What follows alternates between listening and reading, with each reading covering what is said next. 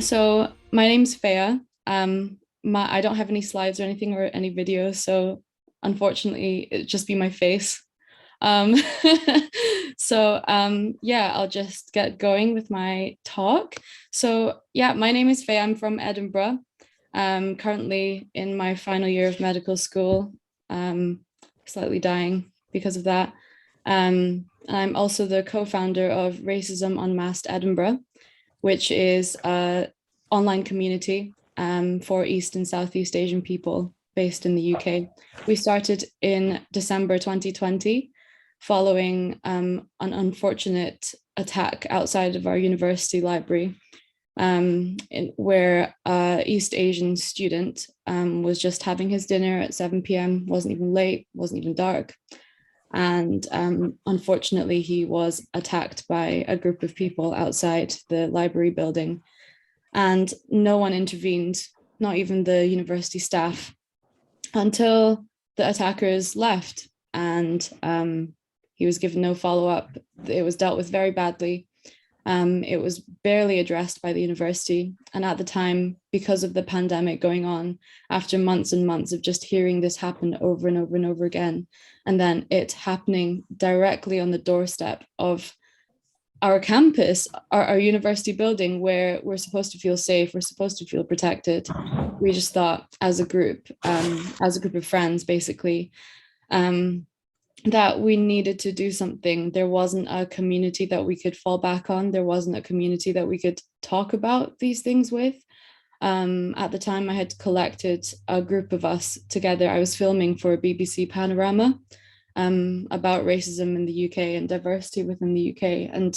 And because of that, I collected together a group of people who I knew were passionate about this topic, and I just kind of tried to gather views. And that was the first time I realized that I had a group that I felt supported in, that I felt like I was being heard for my experiences and being validated for my experiences, and just hearing so many people reflect the same or similar experiences right back at me and saying how, oh, I've experienced this, and just seeing how shared this experience was. It really shocked me, and it really just kind of reminded us that actually we need something like this for our well-being, for our safety, for just having a community to talk to when we're in need. So we created this group, and because it was the pandemic and we were still in lockdown, it was all online. We organized a big protest on our university campus, and from then on, we've just created this non-profit organization. We've worked extensively with BBC, with ITV. We've got anonymous messaging service for victims or people who know victims who want help. We also are a third-party reporting service. So if people are victim to hate crime and would like to report it to the police, we can do that for them if they don't feel comfortable going to the police themselves, which is very often the case. We've given consultations to big companies such as Smithy's Costume Company and Boohoo, where we've had items removed and certain words, stigmatizing words, removed from their websites. Also, we've worked with lots of podcasts and magazines, just been trying to spread the word as wide as possible. And we also have celebrity endorsement from actress Gemma Chan, which is really cool. And bringing in my experience with the medical side of things, I have an interest in racism and its relationship with mental health and its impacts on mental health. So we also took Racism Unmasked to the National Psychiatry Conference last year, where we gave a talk about racial trauma, and we gave a quick training workshop to the attendees there, on how to be an active bystander, which was really cool to see people participate in. So I guess I'd like to talk a bit about the racism during the pandemic. As we know, this has been a huge issue, and I don't think it's been given as much coverage, not even nearly as much coverage as it deserved. It continues to be ignored in the media, and I only know about it from following very specific pages on Instagram that follow this specifically, and I just don't see on the news whatsoever. And I'm not just talking about verbal harassment. I'm talking about physical abuse, assault, murders, robberies. Like, people have actually been dying, and it's appalling. It's actually appalling how little people know about it and how little it's being talked about. Um, there's been a huge rise in attacks on the elderly, especially in America, and where people target them. And sadly, many have been hospitalized and have lost their lives because of racial attacks. And yeah, and people say, yeah, it's over there, it's in America, it doesn't matter. It does matter because it affects us all.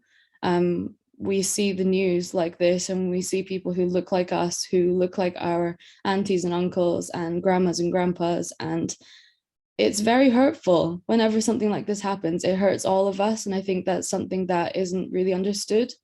Just because it's happening to someone else in another country, it doesn't diminish the effects that it has on people all over the world, and it's just very upsetting to see. So I first noticed it. I'm from Wuhan, so I was born in Wuhan. Everyone knows where that is now. I used to have to explain, but now everyone knows. Um, I was born there, and I came over to the UK when I was 3 years old with my parents. And I used to go every summer or every second summer. So I have a very, very close relationship with my grandparents who live there. And I have a very, very warm place in my heart for Wuhan. So when this all kicked off, and people were just kind of saying, oh, it's not a big deal, it's over there, it's not going to come here. Like, we knew it was going to come, and it was going to come very soon. I was worried, so worried about my relatives.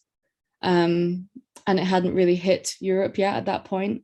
And I was getting all of these jokes from people around me, like, oh, you haven't been eating any bats, have you? You haven't been to China recently, have you? Like, oh, we should stay away from you. Like, you could be you could be fresh off the plane from China. Like, we don't know that about you, we should stay away. And those were meant to be as like lighthearted jokes. And at the time, because we didn't feel the full severity of the pandemic yet, I didn't really think anything of it. I just thought, oh, like, it's cool that they're aware of what's happening, I guess. So I just laughed along. But these incidents happened more and more frequently, and they got more and more severe. I've been harassed. I have been shoved. I have friends that have been assaulted.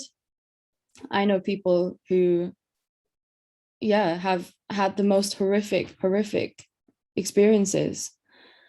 And since starting Racism Unmasked, we've had so many messages from people saying that they've experienced things like this, or they've witnessed things like this, and they just don't know what to do, and they just don't know what to say. And unfortunately, because of how the legal system works, unfortunately, because of the system, not everything can have a solution. Not every incident can be, not every perpetrator can be prosecuted. Not every incident can be followed up. It's just a very, very frustrating and invalidating situation to be in when you experience it. Yeah, and it wasn't just the physical and verbal abuse, it was also online. Horrible hate speech all over social media, just allowed to exist. Scrolling on any kind of video that has any ties to not even China, Asia in general, you go into the comments and it's just, they deserve to die. Like, they, oh, look at the bat eater doing this. Like, and it's just a puppy video, man. Like, just, it's just, yeah, it's very, very frustrating to see it just infiltrating everything that I was consuming at the time. I would come back from university, I'd see it on the news, and then I'd see it on social media, and I'd hear about it from other people. It was just everywhere. And unfortunately that year, I was not able to function very well. It affected me very, very badly. I was too scared to go outside. My parents were telling me, please be careful, you like avoid going outside because you don't know what will happen. Yeah, and it really did affect me, that plus lockdown. And I really struggled in my studies.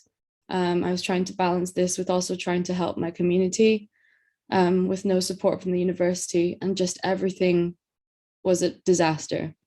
On the news also, I was seeing this city that I loved so much being depicted in such a horrible way. The images that they chose, the language that they used to describe it was just nothing like I've ever experienced while I was there. And it was just such a skewed, it just really, it was eye-opening to how skewed and how biased the news, how biased news reporting can be. And we all know that it can be very biased in certain ways, but it wasn't until I was directly affected, my own personal experiences were being directly confronted, when I realized the true effects and actually the true severity of the situation. Yeah, but I guess we've all been through the pandemic now. It's been 2 years, and I think what has come out of this is a stronger sense of identity, actually, because before the pandemic, we didn't really have a community to talk about hate crime, to talk about struggling, to talk about feeling scared. We didn't have any communities like that before.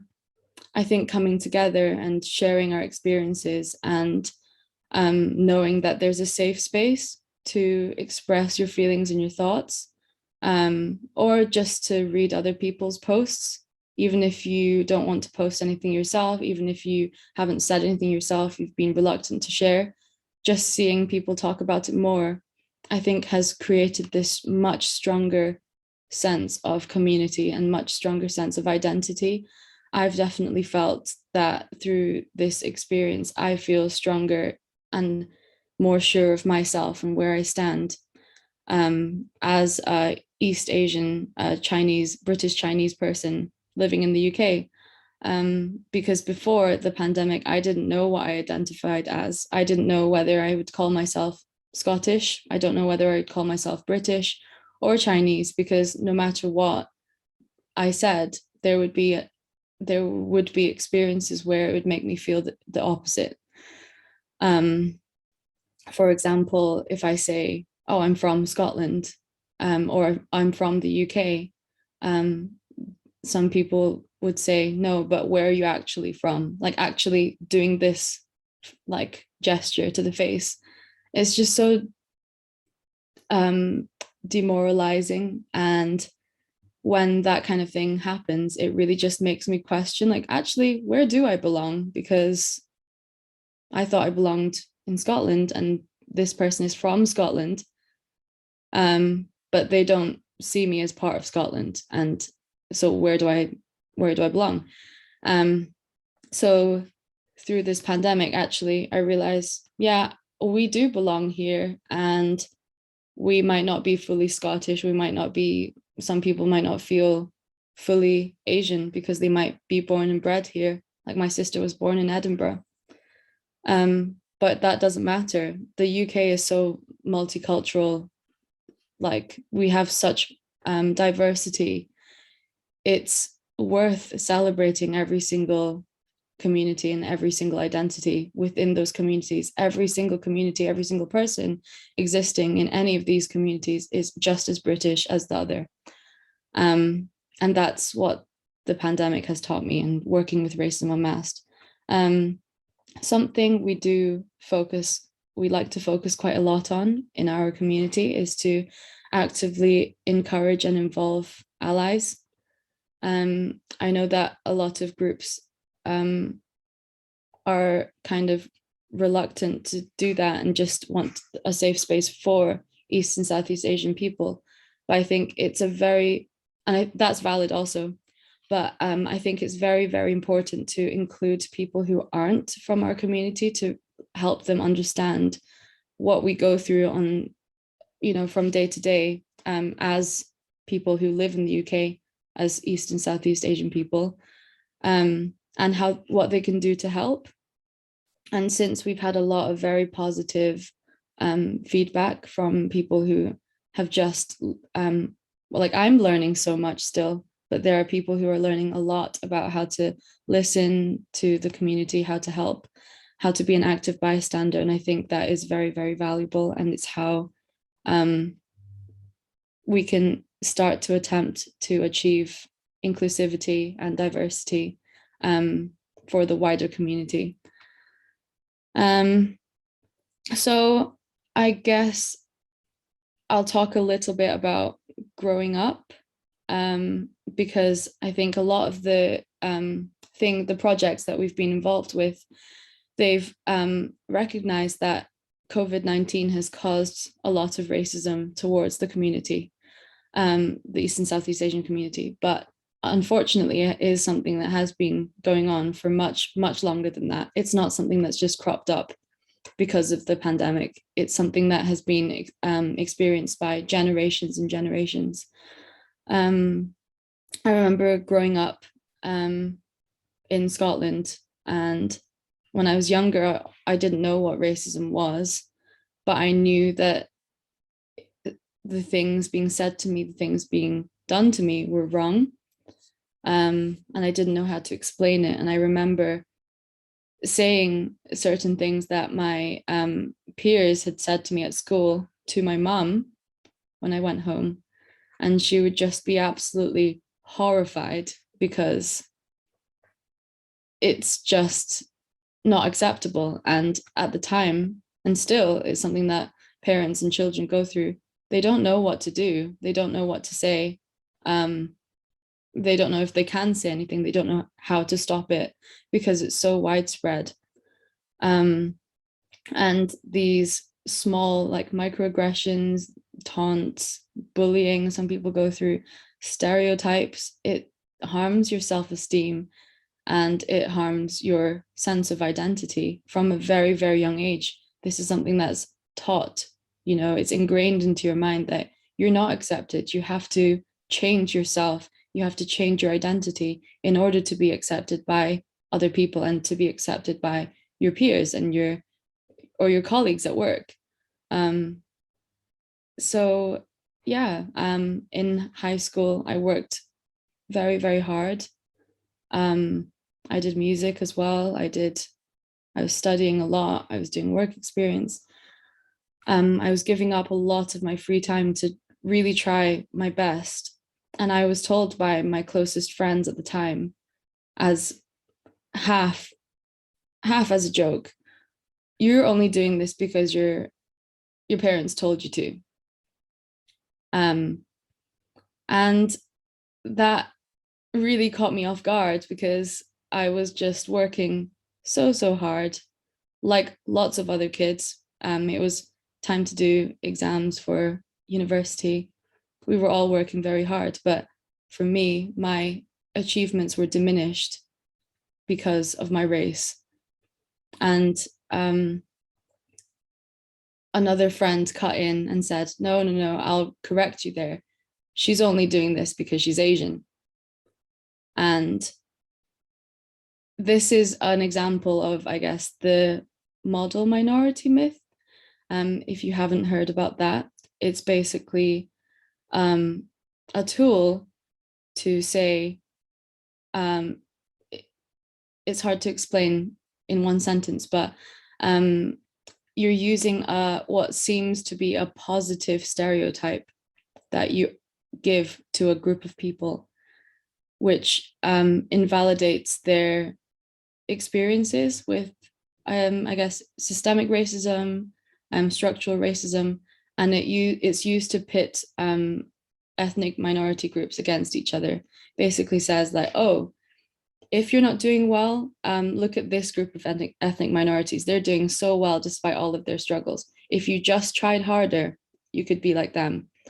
And the model minority myth is used to invalidate and ignore a lot of structural problems. And it's something that a lot of people mistake to be just, oh, you should take it as a compliment. You should take it as a positive thing because they think you're smart because you're Asian. But it's actually harmful in the long run. So I guess the next point I wanted to make would be what's called racial battle fatigue. So I attended a talk a few weeks ago by a professor of ethnic studies in the University of Utah. And he is an African-American professor, and he studies racial battle fatigue. This is a term that he came up with, which is, I will share my screen, or attempt to share my screen.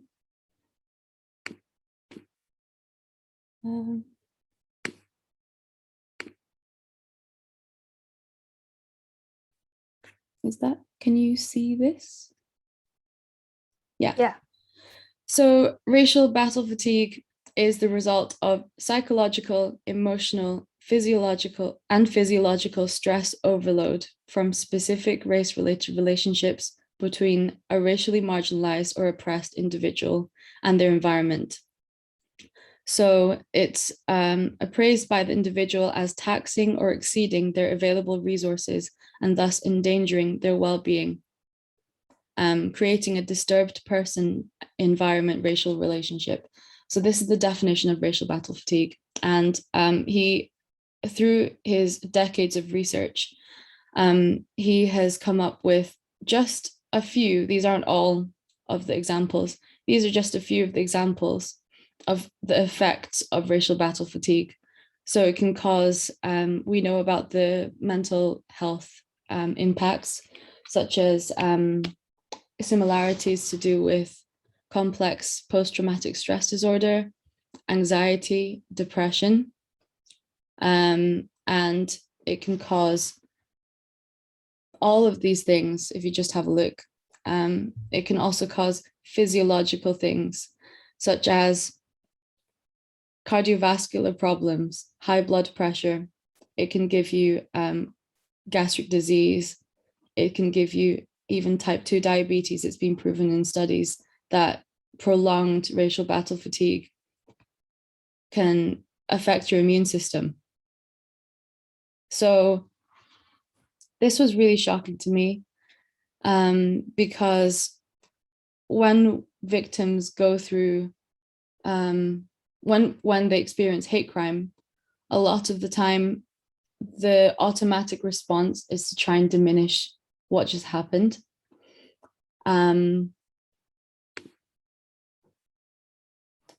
And this might be a comforting mechanism. It might be a way to try and just tell yourself, actually, there's no threat here. I'm okay. Nothing happened. Or it might also be due to the fact that actually acknowledging how deep-rooted the problem is more scary than dealing with this individual circumstance that you've just experienced. But going to that talk and actually listening to him speaking about the very, very real psychological, physiological, long-lasting experiences on your mind and on your body, it was very validating. And I think I wanted to remind people, both people of ethnic minority groups and people, allies, that this is very, very real and it's very damaging. I think in the US, they did a study in African Americans on racial battle fatigue, and there was an average life expectancy of 7 years less in African Americans compared to white people. And And that was a very, very shocking statistic. So how do we end this, I guess, is the question that a lot of us have been asking ourselves. I want to just remind people who have been struggling with hate crime, with racism, with identity, to realize that it's not ever your responsibility. You should never feel responsible for speaking up or for being an activist, because I know because of everything going on, a lot of us feel like we have to say something. And we all have jobs, we all have maybe like families, we all have exams, you know, everything like that. With this racial battle fatigue on top of it is too much. So please remember to look after yourselves, look after your health, look after your mental health. If you need to shut off from social media, please do so. If you need to take a break, please do so. Don't ever feel like you are solely responsible for trying to tackle racism. Don't put that on yourself. There are groups that can help you. There are communities that can help you. Please speak to us if you need support. Yeah, and it's very, very important to celebrate yourself, to celebrate all the achievements that our community has made, like the video from earlier, all the talent, all the wonderful, wonderful individuals bringing so much joy and so much light into this community. We need to give that a spotlight. We need to give as much time, give as much energy to them as possible, because nurturing joy and actually appreciating our cultures, celebrating our cultures is healing, and it's very, very good. Yeah, so leave a space in your life for joy and for happiness, for celebration, because after the past 2 years, we definitely need it. Last of all, I wanted to talk about allies and again stress how important allies are. Sorry, I'll wrap up soon. I know I've been talking for a really long time.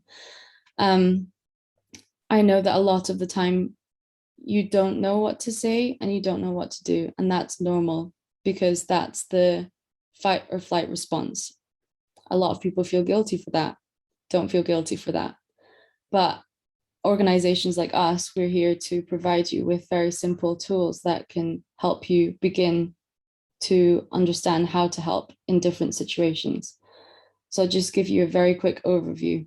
There are the 5 Ds that you might have heard of before. And this is this can be used in any situation, whether it be sexual harassment, whether it be homophobia, whether it can be just anything that you witness that you don't think is right. But I also use it in my active bystander training. And those 5 Ds are distract, where you can try and distract whatever's happening by, you know, like bumping into someone, or like, oh, sorry, I dropped my stuff, or like asking for the time. Very simple things. You can direct, so you can directly say, stop that. Can you please stop what you're saying? Stop doing that. You can delegate, so you can ask security guard, bus driver, policeman, someone who has an authoritative figure nearby. This is happening. Can you help me? That's delegate. Document, which is remember time and place, what the person is wearing, what is happening. So if you needed to give a witness statement, you can. And delay. So if you don't feel comfortable doing anything in the moment, you can delay until afterwards. And please make sure that you check in with the victim and you ask if they're okay, if there's anything that you can do, if they want you to do anything, because sometimes they don't want help, and that's fine. Those are that's just a very quick active bystander thing. And be mindful of the media that you consume, because I know from my experiences from going back to, I guess, my parents' hometown, and seeing the disparities between my experiences and how it's portrayed in the media, it really just was so eye-opening to how biased news can be. So please be mindful of the media that you're consuming and try and consume a wide range of different views and opinions. Give us space to be ourselves, give us time, listen to us, believe us, I guess, in our experiences, recognize us as individuals, because so often we can be homogenized into just one group of Asians, Asia, the whole continent of Asia. And that can be quite damaging. I think people often forget our individuality and we're silenced by that. Don't expect us to readily educate. I know from my experience working with my organization that many people have asked me to give opinions on things like, what do you think of this? What do you think of this that's happened? Can you tell me about this? Can you teach me this? Please be mindful that people who are East or Southeast Asian don't owe anything, like don't owe education, don't owe explanations to people. Please try and find it out on Google, ask Google. It's free and it won't cost anyone their mental health. And lastly, I just want to say that we have all learned so much just by being East Asian, just by being Chinese myself. I didn't know everything that there was to know about the British Chinese identity. I didn't know everything there was to know about East and Southeast Asian, hate crime or racism. I didn't know how to describe stereotypes and the effects of that. I didn't know how to describe microaggressions. There's so much that we all have learned in our individual communities. So it's important to keep learning as allies also, to understand like what we're going through, what we're having to experience, because a lot of issues can be very nuanced and on surface level it's quite difficult to explain. And yeah, I guess that was my last point. Just keep listening, keep learning, celebrate joys, be there for us when we're struggling. And yeah, that's me. So thank you so much.